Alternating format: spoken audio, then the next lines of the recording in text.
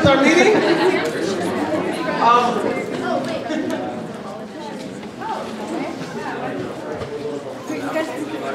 Alright, so we're going to go to get started. We have a lot going on today on today's agenda. I have a really good speaker here for you guys.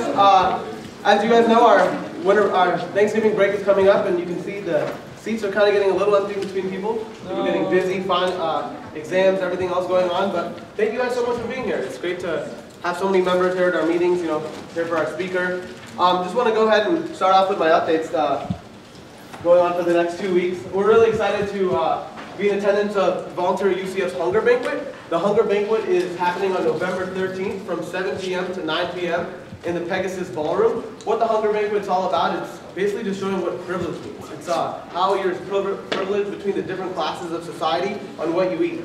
You will go in there, you'll get a ticket, you'll have no idea what your ticket says. When you walk through the door, you flip your ticket over, and it'll say you'll be eating in the lower class, the middle class, or the upper class.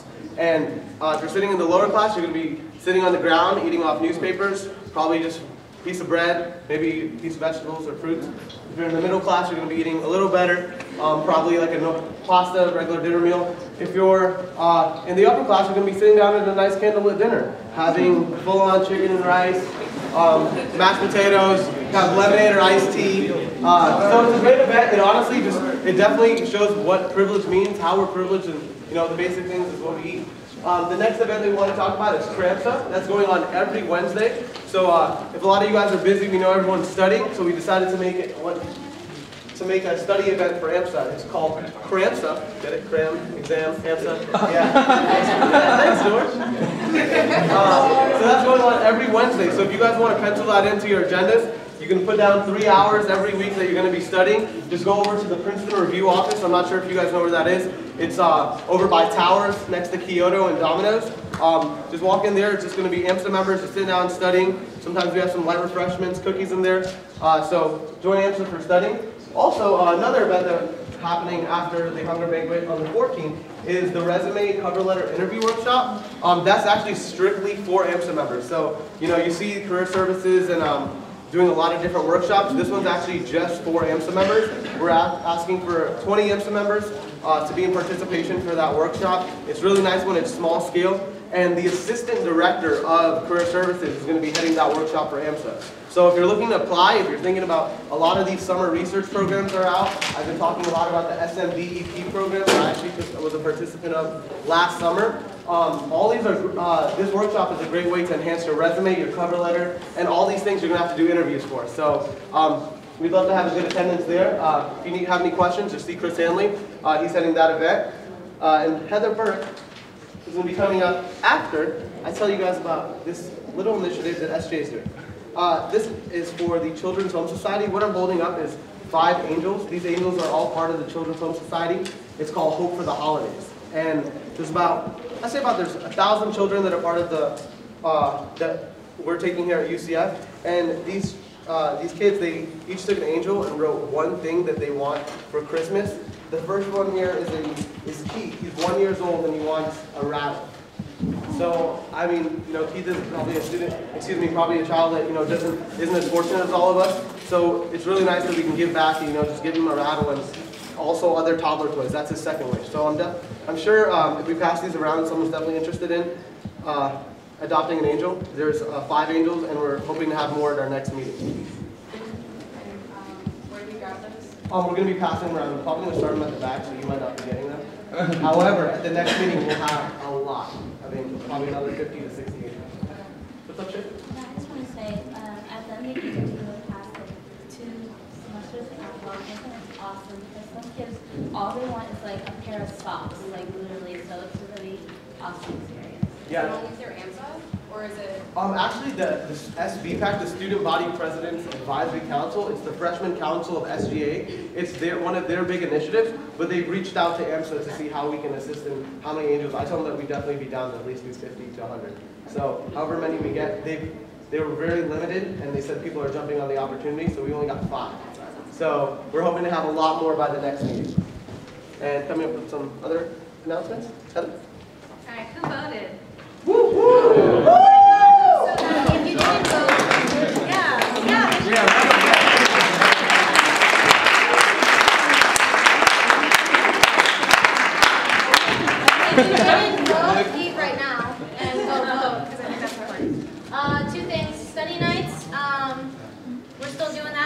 nights. If you can't make it to Crims on Wednesday, it's another night that you can come out and have designated place to study. Also, the IMO dodgeball tournament. We're trying to get a team together because they got a team together for our volleyball tournament. So if you're interested, I guess come talk to me at the end of the meeting, and we can figure out, get some contact information going around. And then we have some medical school trips coming up. The sign-up has closed, so I'm sorry if you were interested in going. There's still many schools that we're going to have in the spring that we're going to go to. But if you did sign up, make sure you attend, because we did give them a roster and we gave them a count. And if we don't live up to that count, we're going to make some people angry. So definitely please attend. And then if you can drive, please let Lauren know or Wes know at Medical Relations at Pre-Med AMSA. So that's it from me. Okay, so based on the suggestions that we've had back from the newsletter, a lot of members have said that they wanted more social. So this Thursday we're going to be starting $1 bowling at Boardwalk Bowl from 7:30 to 10. You know, obviously anyone's welcome. It's just a good way for you guys to come hang out, get to know each other, and de-stress yourself. And then also another thing we wanted to do was have like a Thanksgiving potluck. So obviously we're trying to do it, the date may change to either the 7th, well it's the 17th there, but it may change to the 18th, and the day is still to be announced. But basically you guys can make any type of dish that you want, bring it, and we'll have just a big dinner. We'll probably play some games, and it'll be a lot of fun. So we'll have more information about that coming soon. Anyone have any questions?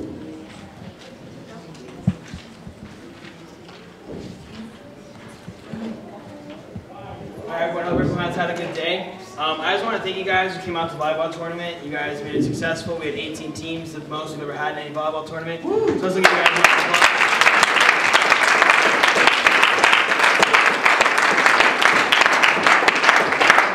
So if you guys have pre-ordered your sweatshirts, we get them in tomorrow.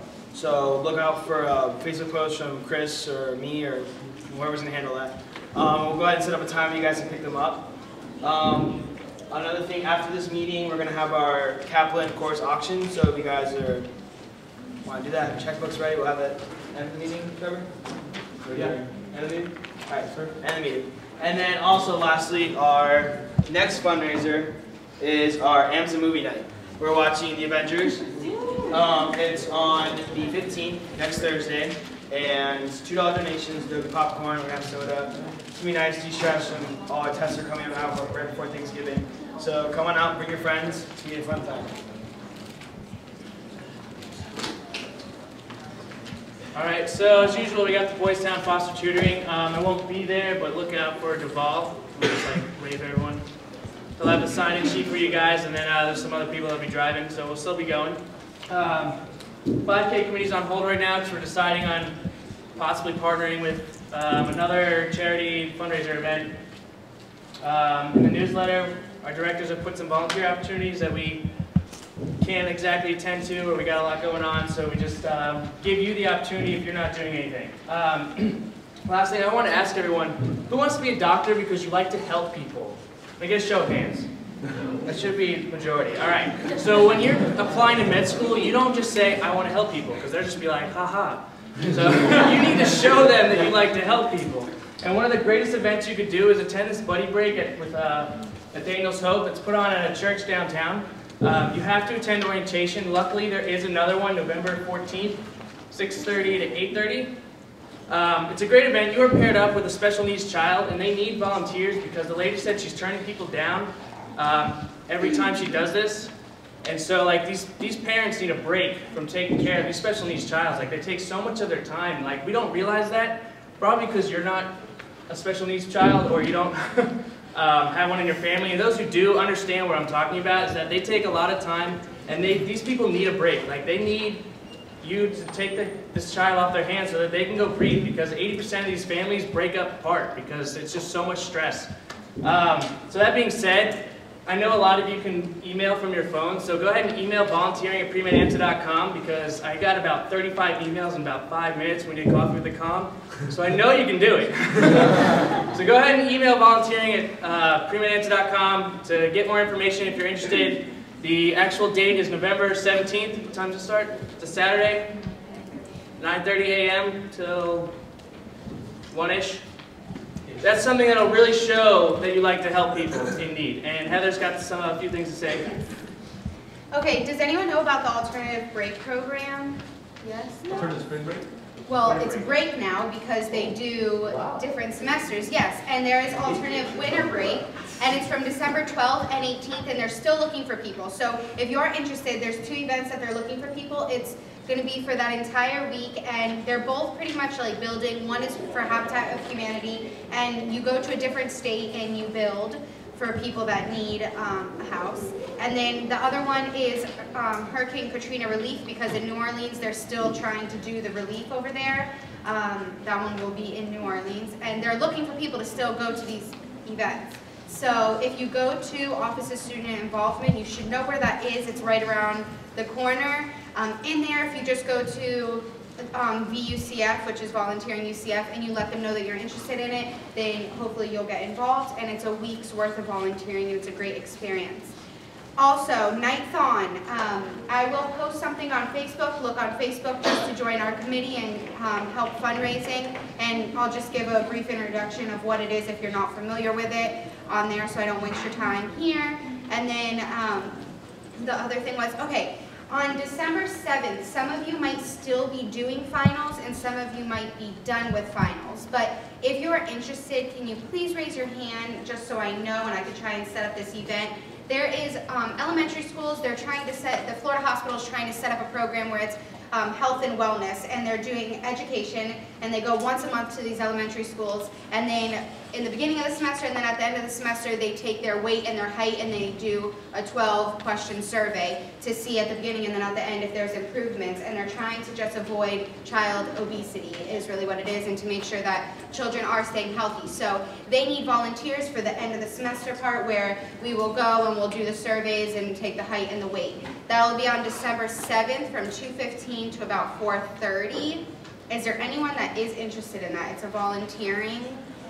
Okay, awesome. So then I will set that up, and I'll first put that on Facebook and see how you guys want to go about it. Yes. There's actually a variety of schools, and I could let you guys know the schools that it is, but that's the one that I can attend, and that's why I'm trying to get you guys to come as well. And I'm still trying to get her to get in touch with me to see how many people I could bring for that event. But they do it with a whole bunch of elementary schools, and they go once a month to Enforcement. That's it. And lastly, if you signed up for the Million Meals Challenge, you should have gotten a text from the UNICEF girls. It's coming up November 18th. Don't forget. Don't.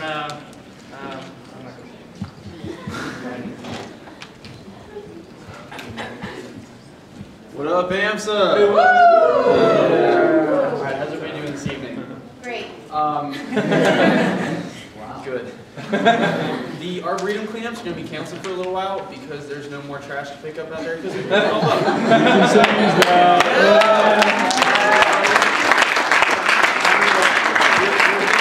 Going out there and hiding trash like Easter, but we decided against it. It wasn't a good idea.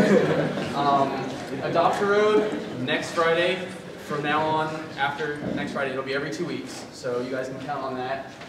The running group on Fridays is going fantastic. We've got a really good core group of people coming out, and I just want to congratulate you guys on getting so much faster. I've seen a couple people really improve over the last several weeks, and it's awesome that you guys have come out there and joined me for that. And all you people who told me you weren't going to let me run around in the woods by myself, shame on you.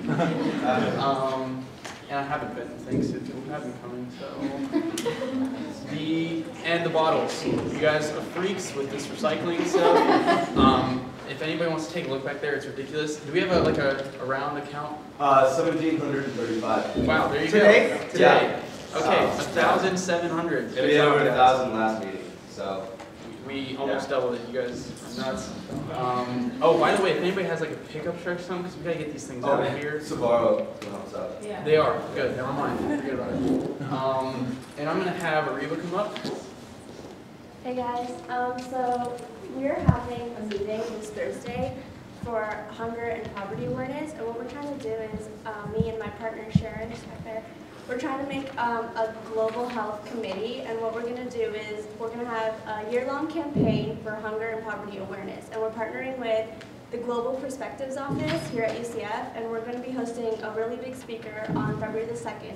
So what we want is we want at least 15 dedicated members to come and join the Global Health Committee and just help us do a year-long campaign for hunger awareness. So if you guys want to come, it's November 8th from 5 to 6 p.m. and it is 6 AMSA points. So.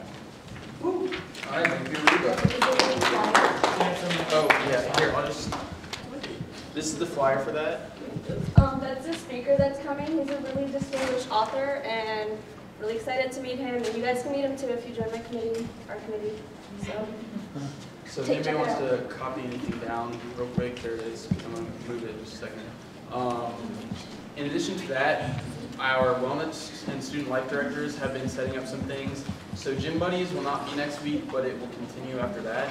And their intramural sports group being set up on Facebook. So if you're interested in that with Alyssa Fendora, go on to Facebook and check that out. And I'm going to have Sharon come and talk about Tom. So this one, This, we can put that on Facebook, yes. Hi everyone, does everybody know what TOMS is? TOMS? Shoes. Yeah, shoes. If you guys don't know, TOMS has a one-for-one movement, and if you buy a pair of TOMS, they will give a pair of TOMS to children who do not have shoes.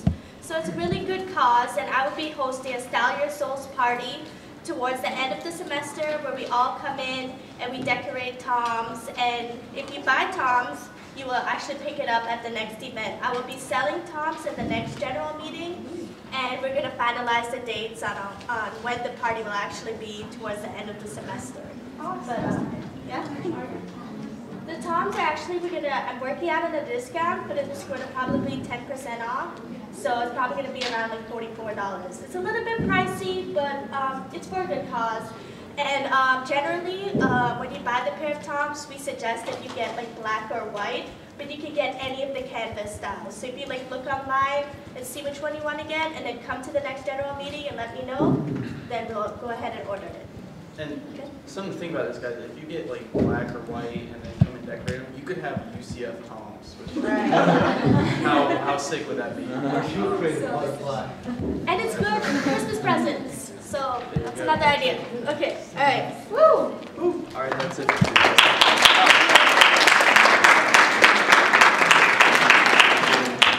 All right, guys. Little side note about the water bottles. Last meeting when we had the water bottles, I actually took a picture of all the water bottles and posted it on Facebook on our page. And we have an SGA Sustainability Development Coordinator, and she actually called me to make sure to like notify everyone that she first was like, hey, is it a competition? I was like, yeah, everyone's getting points whoever brings in the most water bottles.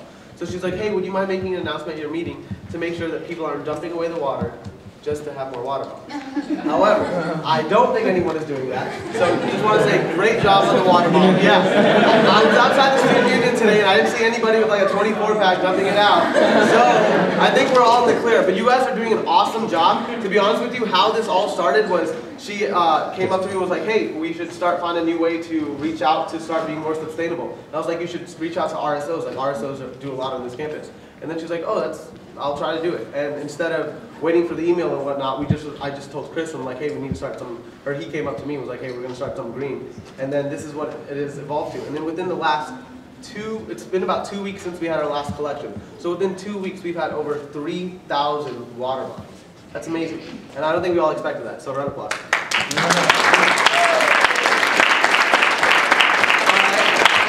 So this semester so far, I can't believe the next meeting is going to be our last meeting. This semester is flying by. That means after that's finals, which is even more scarier.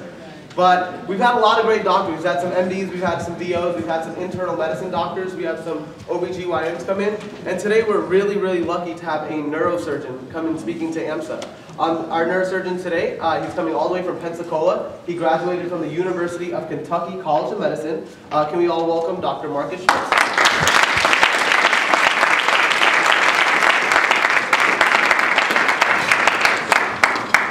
I did bring some notes because I wanted to cover a lot of information in a short period of time. But in the spirit of medical school, there will be a pop quiz at the end. So this is how it goes within school. But basically, this is a conversation. I want you to get the opportunity to ask questions at the end. I will give you my perspective on college, medical school, residency, and a career. And then apply what's appropriate to you, and what you don't like, throw out. That's how it works. But basically, I don't have a crystal ball. I can't tell you what medicine is going to be like 8 to 10 years from now. And why I put that mark on there is I'm assuming if you start medical school next year, you got 4 years of medical school and a residency. And residency for people nowadays can be anywhere from 3 to 7 to 8 years. So predictions for down the road, I don't have. I can tell you what's happening now, what's trending now, what might happen down the road. It could all change. So just kind of bear that in mind. You're making a career choice with a lot of commitment, not knowing really what the future is going to be like in your career. I applaud you for that. Let's see what happens. So, from that standpoint. Just give you some of my credentials, know where I'm coming from, and why I feel I can talk to you about some of it. Is, I've had 4 years of college. I got a BS in biology at the University of Kentucky, and you'll start to see a trend when I keep saying University of Kentucky, because this may apply to other people as they go this route. But I've got 1 year of graduate school. I started on a PhD, and I can talk about that, but a PhD in physiology. Then I did 4 years of medical school at the University of Kentucky. Then I matched for neurosurgery, and just so you know, there's 400 applicants for 100 positions at that time in the country. There's still only about 3,000 neurosurgeons in the country, and there's only still about 120 positions available each year. So that will probably not apply to most of you all, because most don't go into neurosurgery.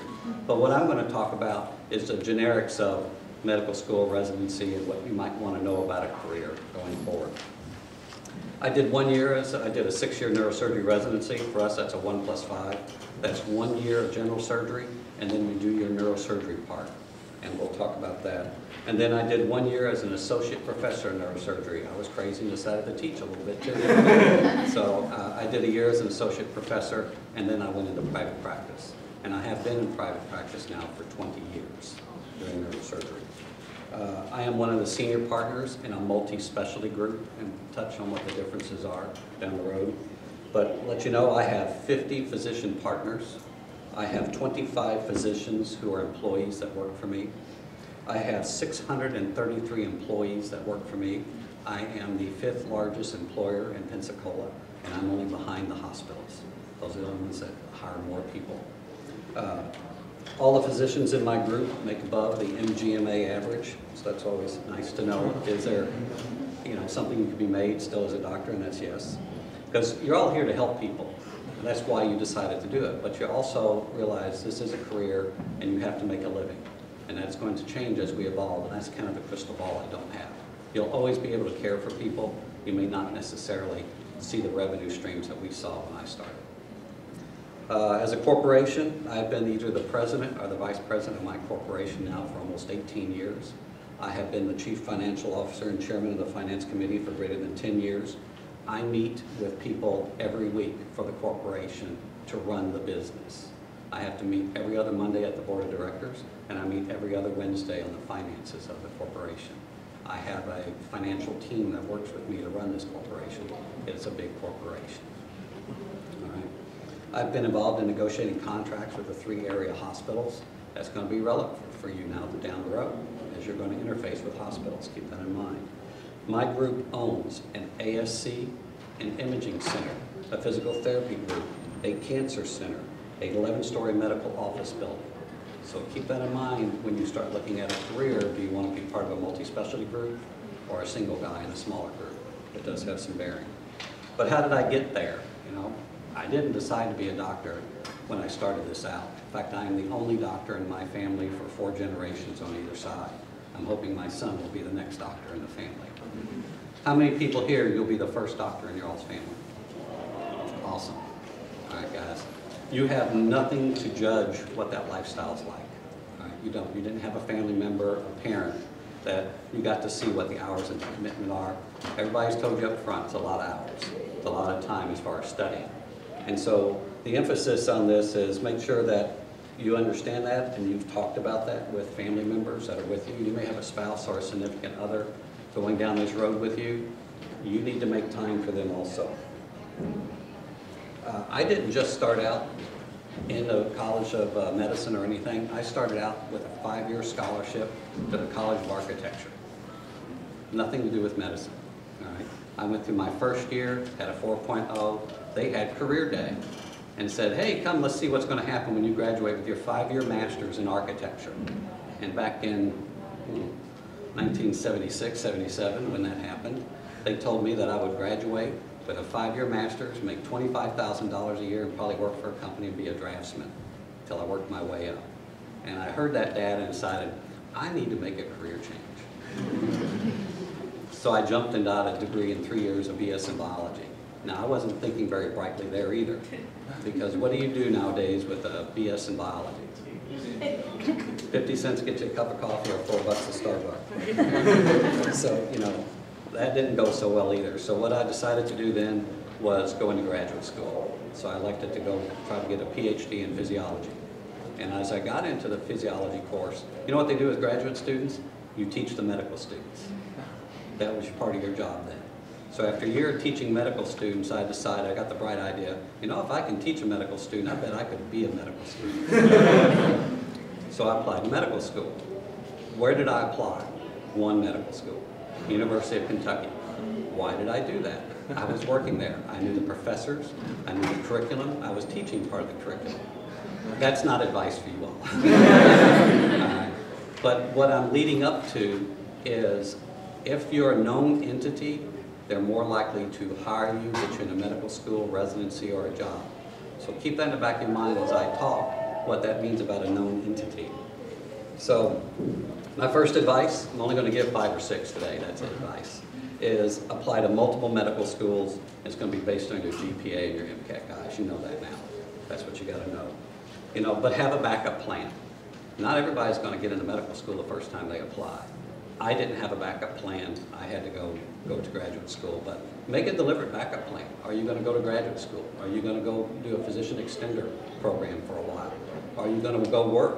Or are you going to go to EO school or just keep reapplying? But you got to do something constructive with your time, cost of student loans, the cost of your time, the effort you've already put in so far to get here.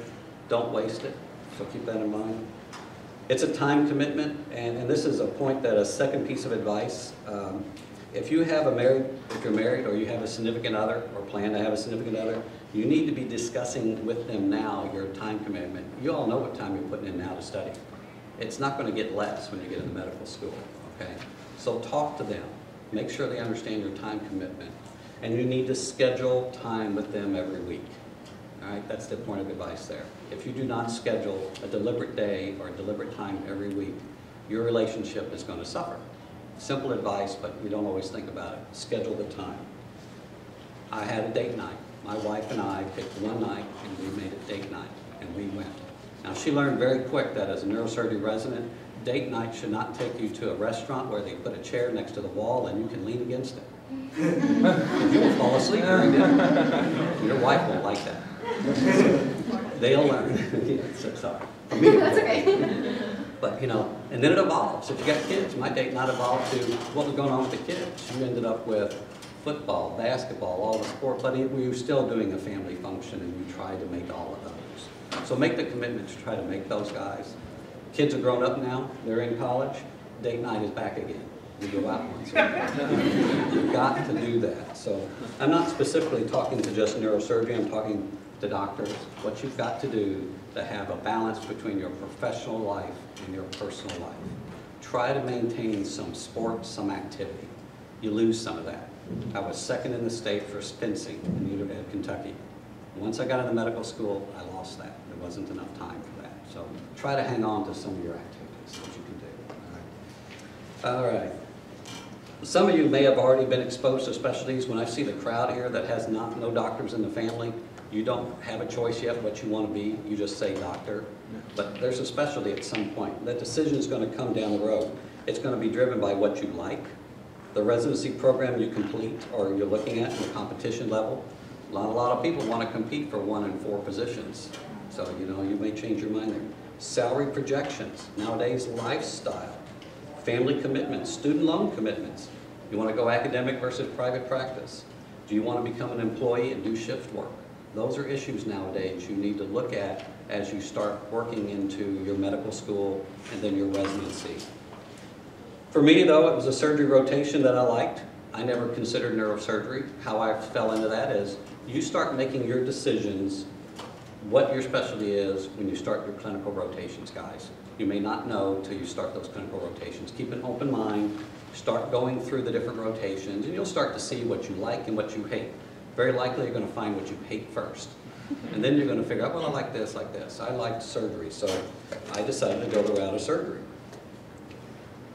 I didn't really pick neurosurgery till one night. I was on with one of the chief residents for neurosurgery. He let me scrub in on a case and actually touch and do something. You don't get that too often, but once you do, you get hooked. And I was hooked. But the point of that is, now you got to make a concerted plan of, okay, if that's what I want to go into, how do I get there? You need to start looking at those, once you've got, I'm assuming you got into medical school.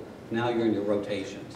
Now you're making a career choice, what specialty am I going to? Now you have to take an active plan in getting there. Because it's not just med school now, it's residency. So you need to pick, if I like neurosurgery, then I need to look at the 5 residency programs that are there and see what I like. Then narrow that down to at least 2. Once you've narrowed it down to 2, start looking at an externship. Why would I advise you about an externship? A known entity is more likely to be asked to be part of that school. You got to go through a match. You're going to put in the 5 top schools you interviewed liked. They're going to put in the type 5 people they liked. You hope they match. Because if they don't, you don't have a residency. All right.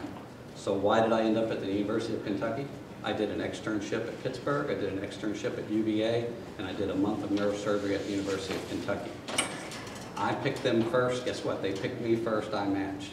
Why? I was a known entity to them. So ended up staying my undergrad at the University of Kentucky, graduate school at University of Kentucky, got me into medical school because of a known entity, and got my residency because I was a known entity to those people. You're an unknown, so you got to make yourself known to them in some way. Be selective. You can't go everywhere in the country. Your medical school will let it, but you need to narrow that down and pick where you want to go for your externship. Let them have face time with you. But it's a dog-eat-dog world, guys. Everybody else is going to be doing the same thing. They want that job too. So you have to try to excel when you do your externship, and you can't go to a bunch, so be selective. Pick 1 or 2 and try to do that. That's your time frame. What you can do. That was my 3rd advice, actually. So the 4th advice was, when you start looking at residencies, you need to consider your family. Not all of you may not have a spouse or a significant other, but if you do, and you don't consider them, and you take them to the cold north, and they don't believe there's anything above the Mason-Dixon line, they're not going to be happy. You really have got to involve that. It's such critical that when I interview a physician nowadays, if his wife's not coming with him, and I use a guy, but half the people on our staff are female physicians. But if their spouse or significant other does not come with them for the interview, they don't get it. We will not bring them down. You think you're going to make the decision where you do your residency. That significant other does too. So if someone's involved in your life that much, you need to involve them in where you're going to live for the next 3 to 5 to 8 years. All right, that is important. And when you get out, they need to buy into where you're going to go look in the country for a job. If that person does not want to live in the South, quit looking in the South. If they don't want to live in the North, don't look in the North. And I literally, in my corporation, I will not bring anybody in for an interview if their spouse or significant other isn't coming with them and doesn't agree to be part of the interviewing process. They will leave. I can guarantee if they don't like it, they may stay for the year, they get their guarantee and they're gone because they're not happy. And if your personal life you're not happy in, trust me, it reflects into your business life and your professional life. You're supposed to be caring for people. The last thing about residency is this magic thing called an 80-hour work week. Most places are held to it. Sorry. Did it used to be 120? It was. Now it's 80. All right. This is my perspective or my viewpoint on it. There's a lot of reasons why they came up with it. I don't like it, and I'll tell you why. It's not because I had to do more. There's some legitimate answers. It limits the training opportunity that you're going to have. And because it limits the training opportunity you're going to have, a typical example of neurosurgery residency was average 6 years and now 8. But not because they want them to be 8. They need that volume of expertise and surgery time. So now your residencies are going to get longer to make up for the shorter work week. So So that's a downside. It does not prepare you for the real world, the time commitments. You make it restricted to an 80-hour work week, and you're in the middle of a case and they scrub you out because you're 80 hours and they're doing that. In the real world, that's not going to happen. There's nobody scrubbing you out. Do you prefer questions at the end or during? Anytime. Okay. So with the 120 hours and going down to 80, I've always thought that working so many hours, doesn't your brain just stop? Like, why would you want people working in the hospital that can't really function if they're on so many hours? Like in any sport, you have to train for it. You wouldn't expect to go run the marathon the first time you're out. So now you're in the real world in a job, and you can't punch the clock, and you can't say time out. So if you don't train to work when you're tired and make decisions when you're tired and exhausted and sleep deprived, you technically are going to hurt people when you're in the real world working, because the clock doesn't stop now when you're on call and you're working. My work week is, I work, depending on how the practice evolved, every other night, every other weekend in the real world. There's no clock that says, okay, you're tired now, go home. The next patient's just in line and you're going to take care of the next patient. And that may be why some people pick a different job, because at some point there is an evolution to lifestyle and shift work for physicians because of that. And then maybe the issue of the work week doesn't matter. It's become more of a job than a career. But for me, I can't punch the clock and say, I'm tired now, I get to go home.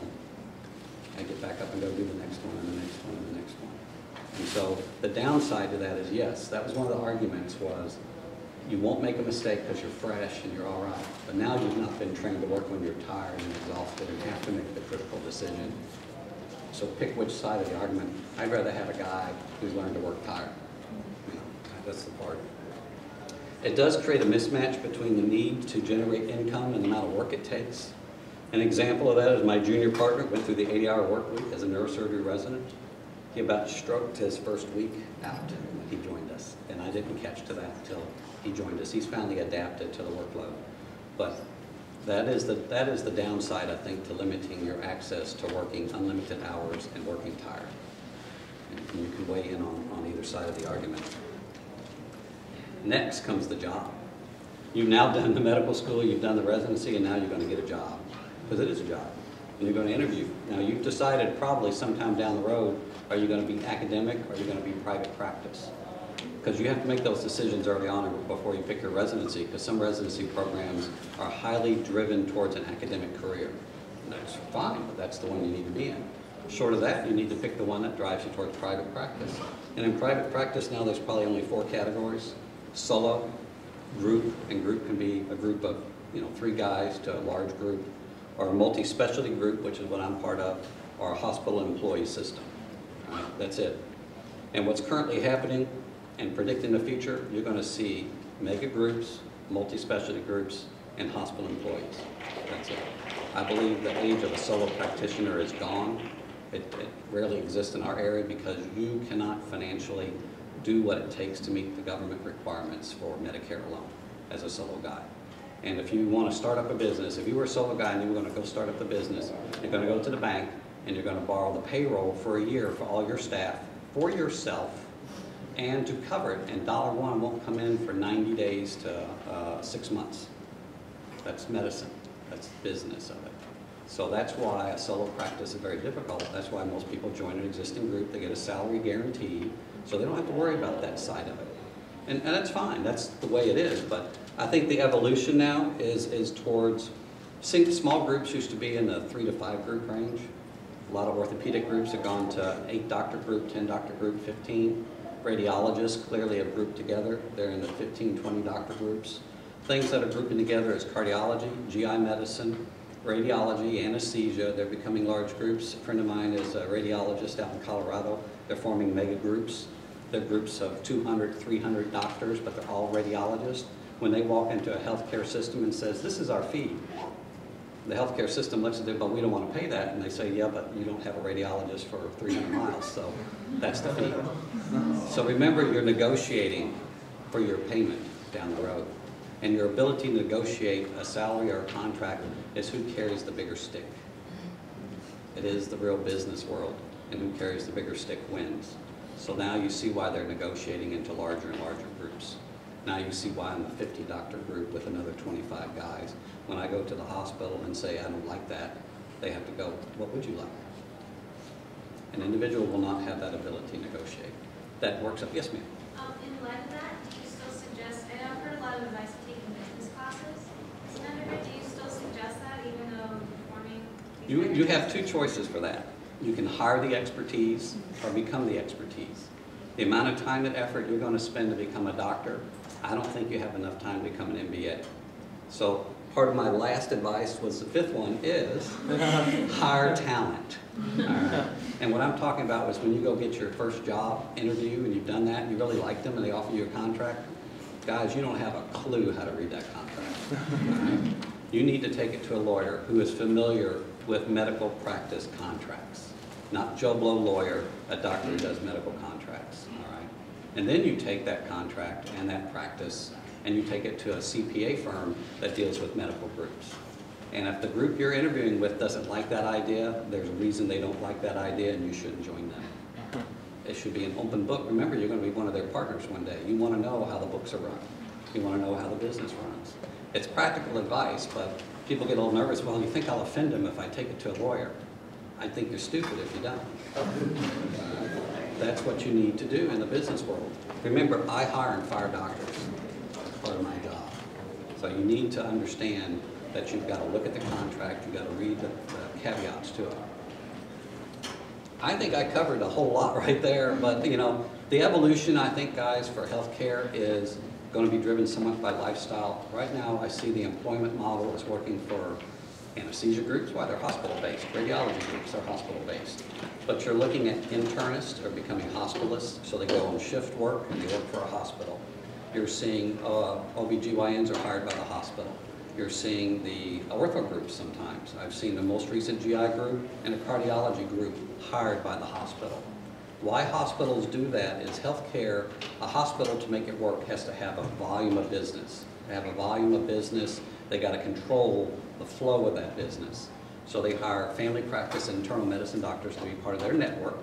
All those patients they see need to be referred to the specialists that work for them, and then they want those specialists to do all their procedures in their hospital. That's the pyramid system of healthcare nowadays. All right. Yes? Oh. Okay. So that's the pyramid system of healthcare. The hospitals need the patients herded like cattle, and the patients don't want to know they're treated that way, but they're being herded into specific hospital systems to pay for the systems. Their margins are horrible, guys.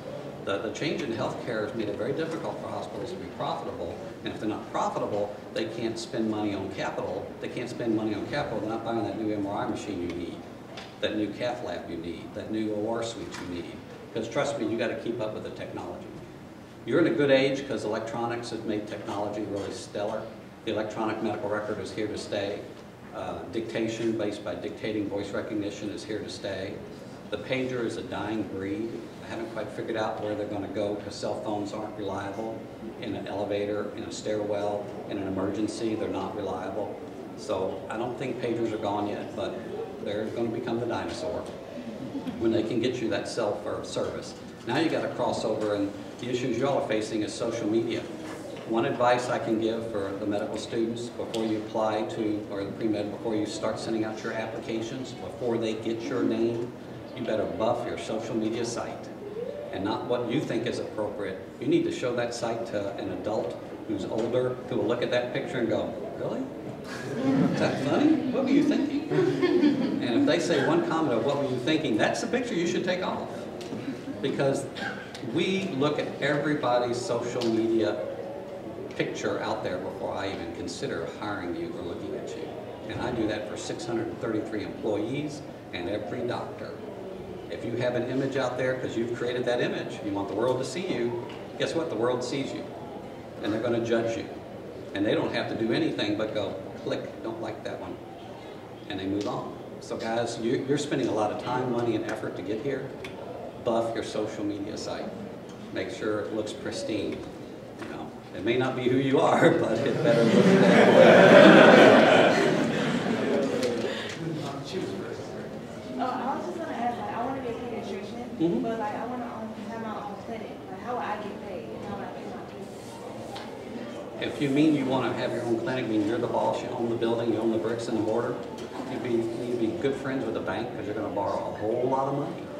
And then you're going to build the building, which is the bricks and mortar. You're going to hire the staff, and then you're going to have to hire a business manager to run that business for you. Because someone has to do the payroll, has to do the taxes, has to do the stuff you don't know how to do. So there's costs. The way you collect your money, unfortunately in the pediatric book of business, there's the no pay, the self-pay, and the Medicaid. All right.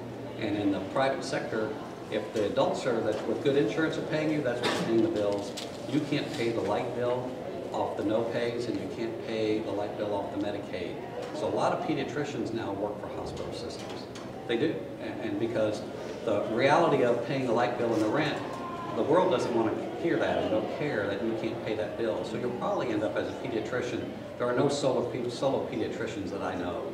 That they are all grouped together in a group. Now you can get 10 of them together, then that makes sense. But to be your own person by a solo person, I don't think it'll happen. You mentioned that the mega groups and everybody are kind of conglomerated into the hospital.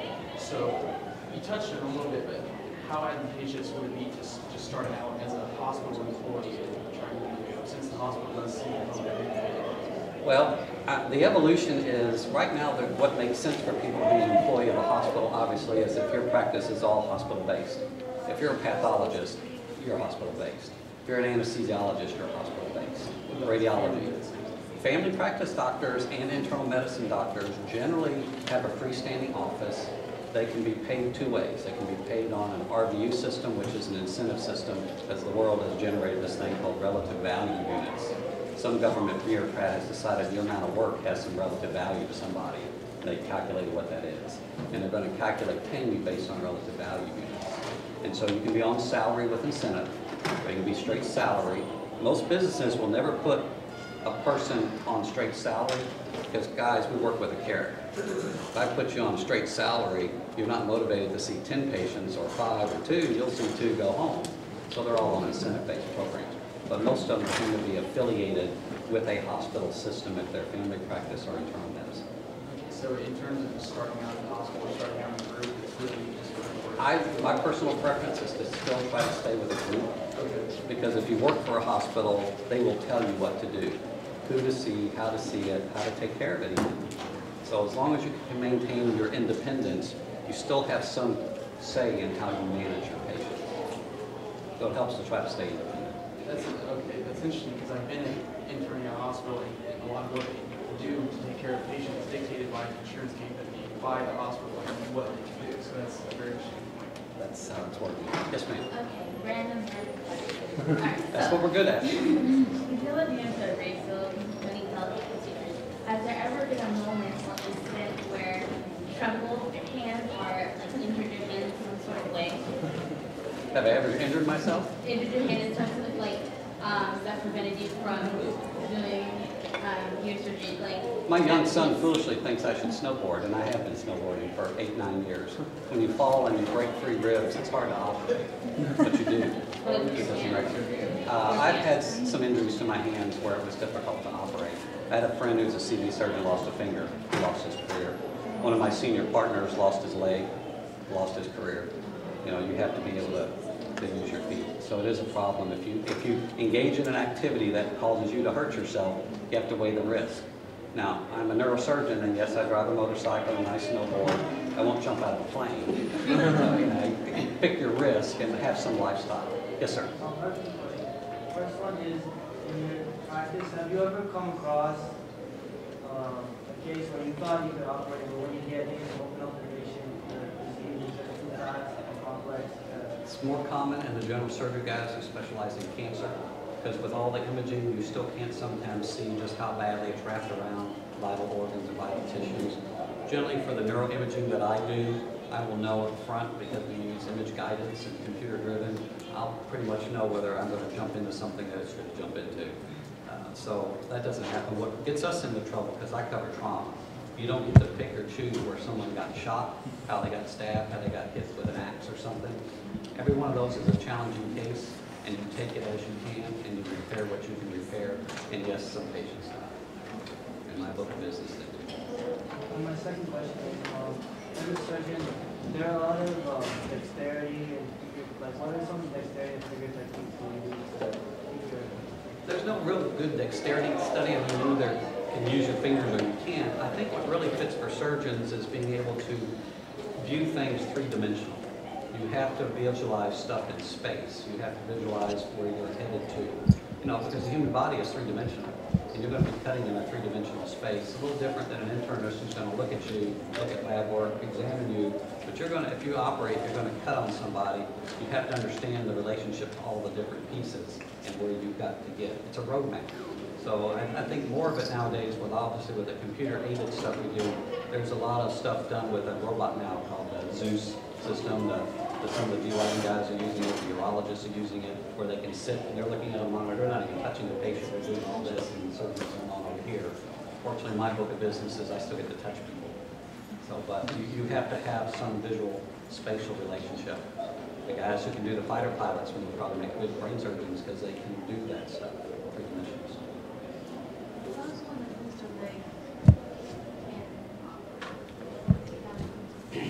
You know, he has a great prosthetic, but you have to balance at the operating table. So you take a person and you have to balance, because what we still use nowadays is still foot controls. I use foot controls for Bovie, bipolar, x-ray, so I have to be able to balance on my heels and my toes to do things. I have to push on this foot, reach back with this foot, and do this.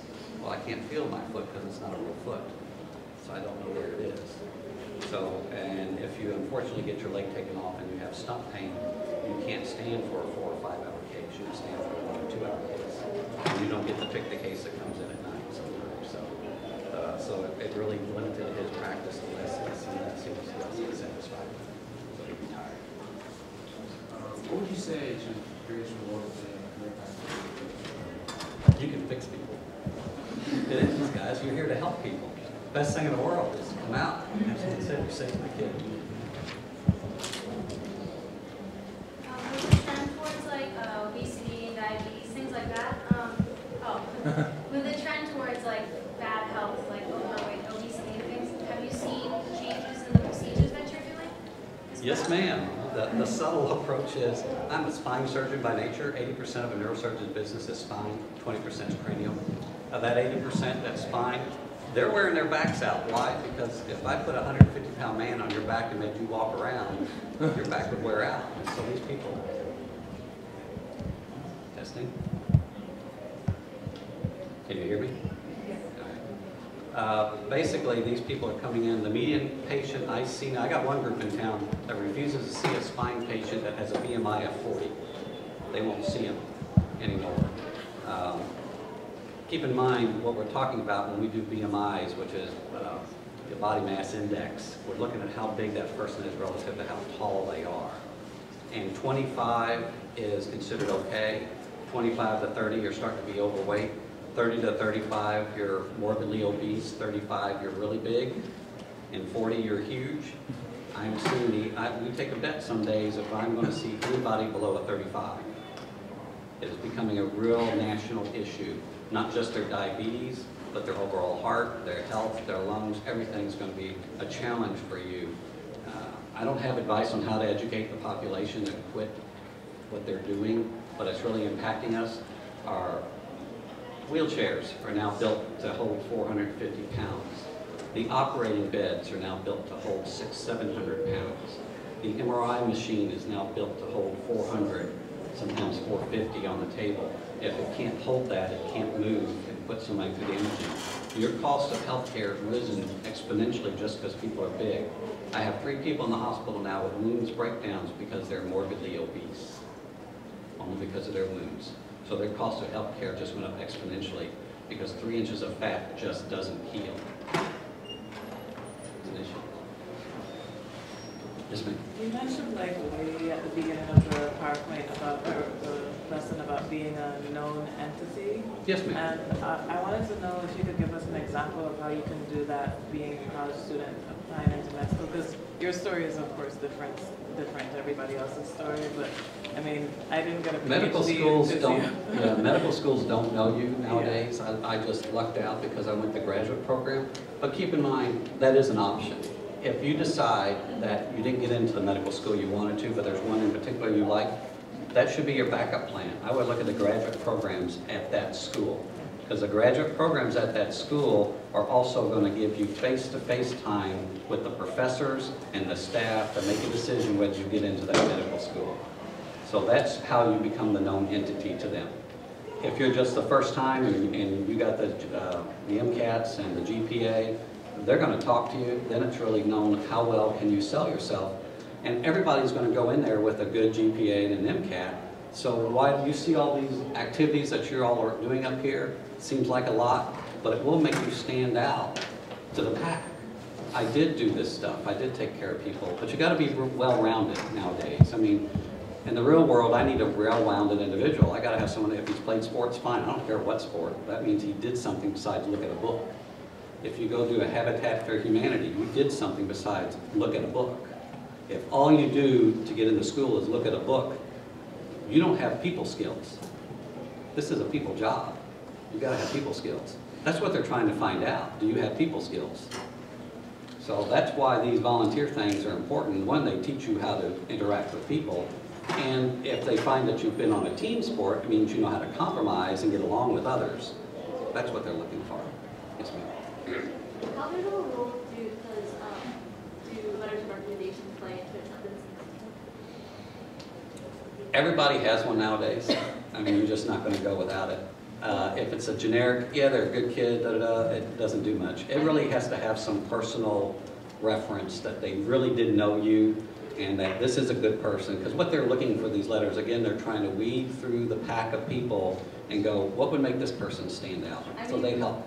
Like the significance of the person writing the letter. Well, when I have people come to ask me to write letters, because I am the chairman of our department, obviously the letter from the chairman beats the letter from the janitor. All right, so yes, where you are in the pecking order does make a difference of who the letter came from.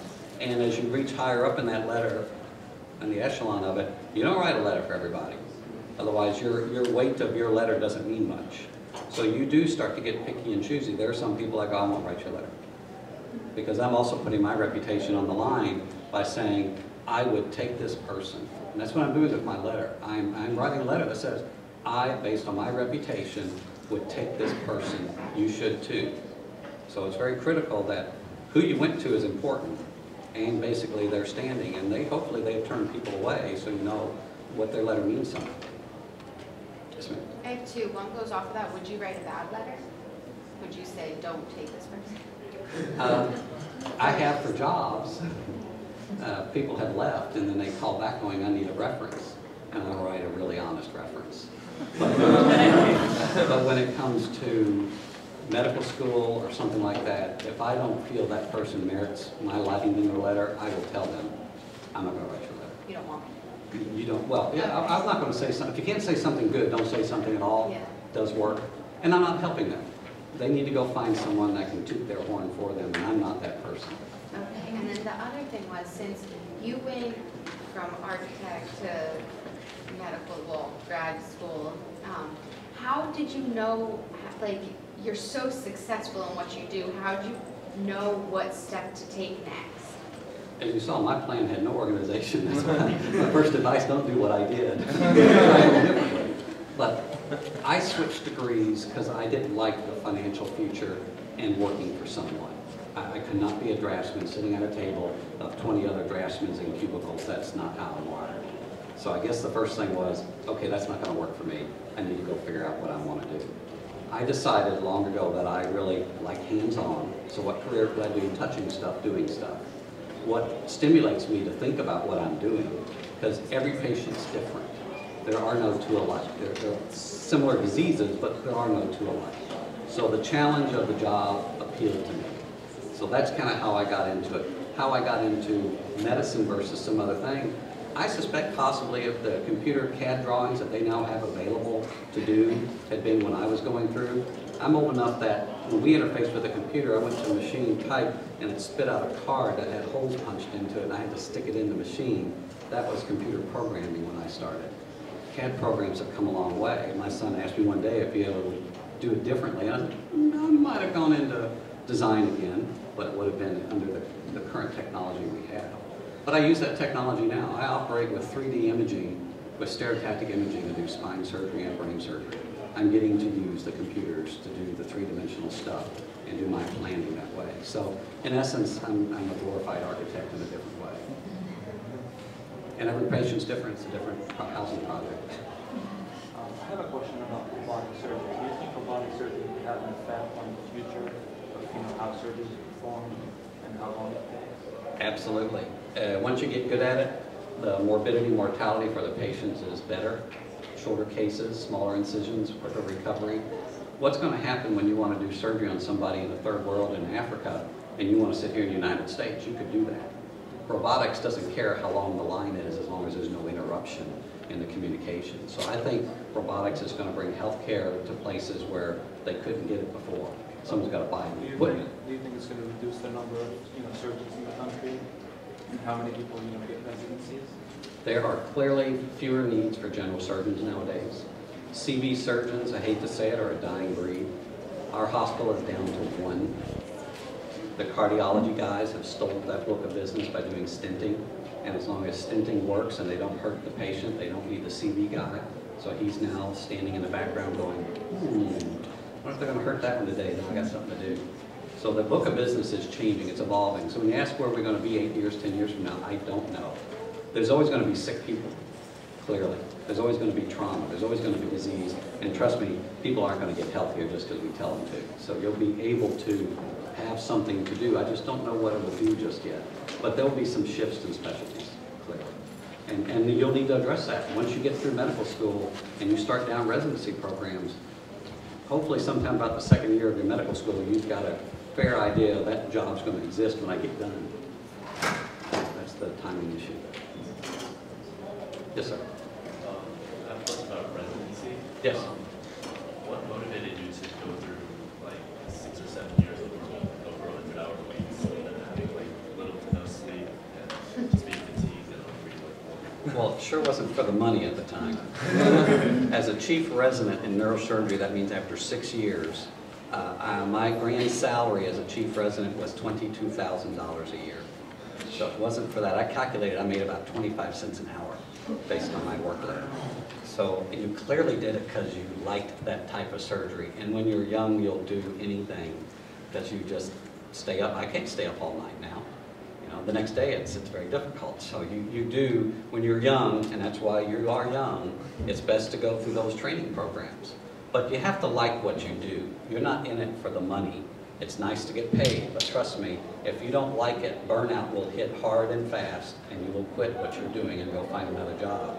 So when I stress going through medical school, look at those clinical rotations, find what interests you. Because if you're doing it strictly because I want what that guy makes, you will burn out fast. And I think the other thing is going to be looking towards it is the word I hear from people coming out is lifestyle. So that, to me, that's an acronym for I don't want to work. So there's got to be a balance between I'm going to work an 8-hour day and go home. That's an ER doctor, an anesthesiologist, a shift work, or a guy who has unlimited hours. And then unlimited hours will wear on you as you get older. I'm now 54. I know I cannot do what I did when I was 32.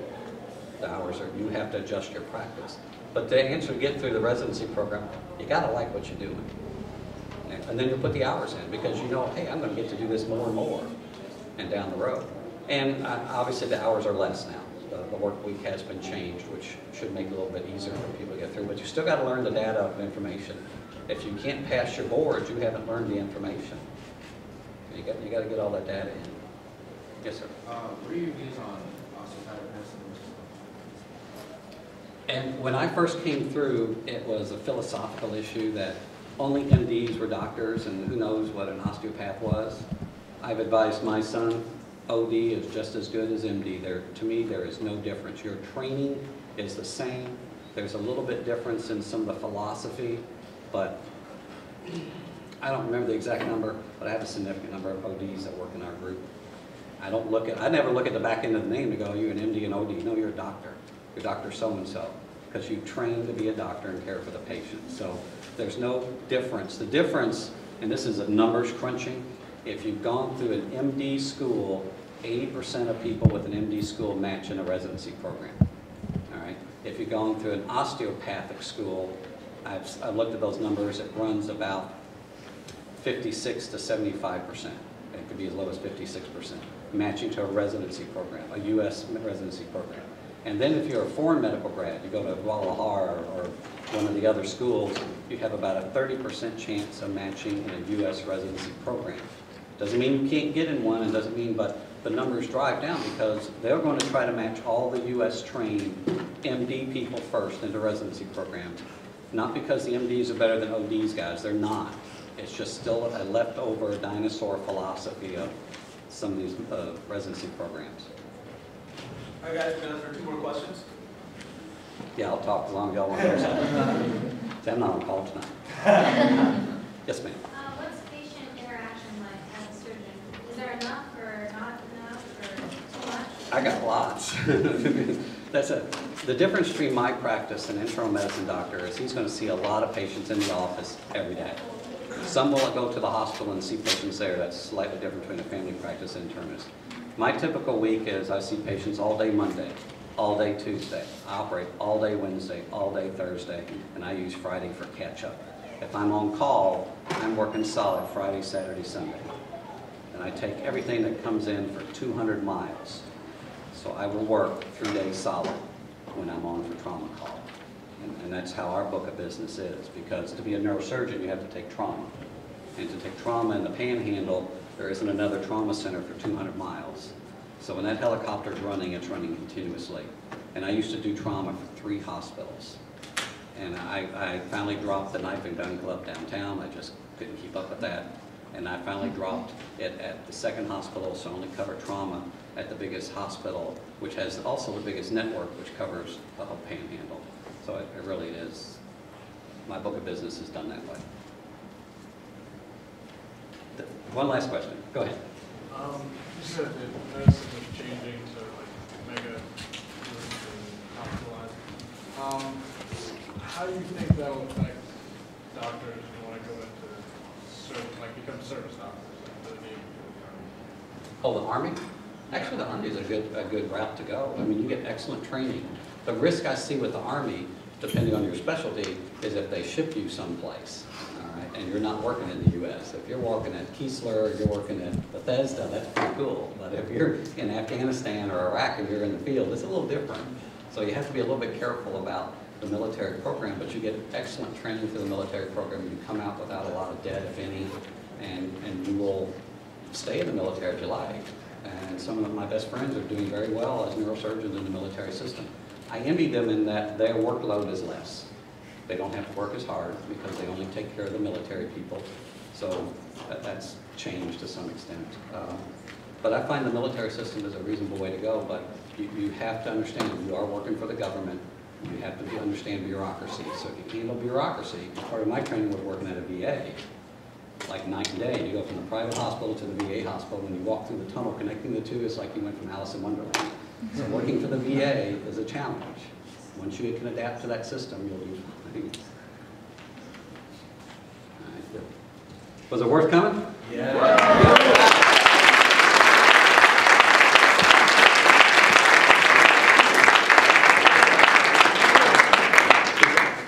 Thank you. I could definitely say that within the last 2.5 years that I've been at AMSA, I don't think we've ever had any speaker come and speak to us. Would you say the same thing? We've never had a speaker come and speak to us about the business of being in medicine and about what it means to go into private practice, what it means to be a doctor, part of a hospital corporation. And that's something that's really, really important going into the medical field. Also, if you haven't got a raffle ticket, please put your hand up.